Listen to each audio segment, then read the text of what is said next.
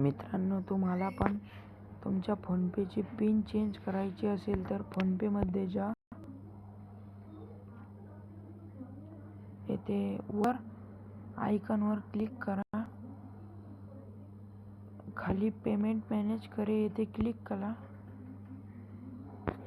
थोडं खाली जा आणि येथे UPI बँक अकाउंट वर टॅप करा. येथे आपला अकाउंट सिलेक्ट करून घ्या. येथे खाली जा आणि येथे UPI पिन दिसेल, याच्यावर बदले याच्यावर क्लिक करा.